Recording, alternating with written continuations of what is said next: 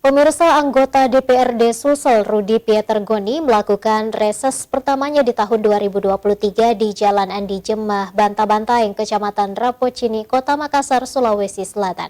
Reses kali ini untuk mendengar aspirasi dari konstituen di daerah pemilihannya.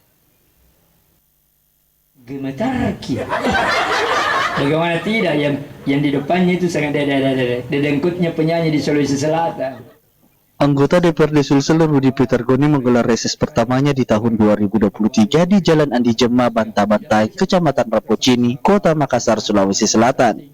Reses tersebut dihadiri oleh 100 lebih warga setempat untuk mendengar sejumlah aspirasi dari konstituen di dapilnya.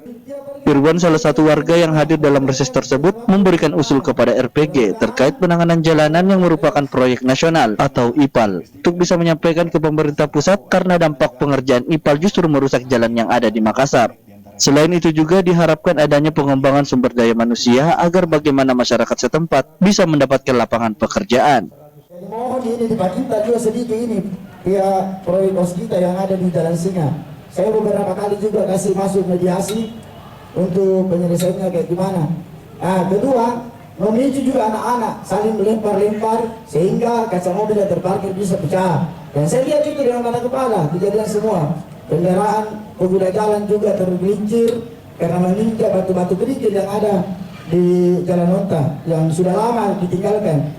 Artinya dari pihak proyek waskita ini selesai menimbun dengan batu kerikil, dia pergi lagi di pengerjaan selanjutnya, meninggalkan dengan waktu yang cukup lama. Mudah-mudahan permintaan kita hari ini bisa direalisasikan dan bisa Bapak Dewan menjadi bahan agenda di paripurna nanti. Menanggapi hal tersebut, RPG ketika menjumpai konstituen akan terus menyuarakan dan menyampaikan apa saja yang menjadi usulan terkait aspirasi di daerah pemilihannya. Baik itu mengenai pendidikan, jalanan, penanganan banjir, maupun permasalahan yang ada di daerah pemilihannya akan terus diperjuangkan. Persoalan yang diharapkan oleh masyarakat itu tadi penanganan banjir, kemudian yang kedua problem jalan dengan adanya proyek nasional, jalan-jalan digali, di lubang dan yang IPAL tadi, yang IPAL ya. Itu berharap bahwa mereka paham dan sadar bahwa itu penting, tetapi dilakukan pengurangan ekses seperti itu.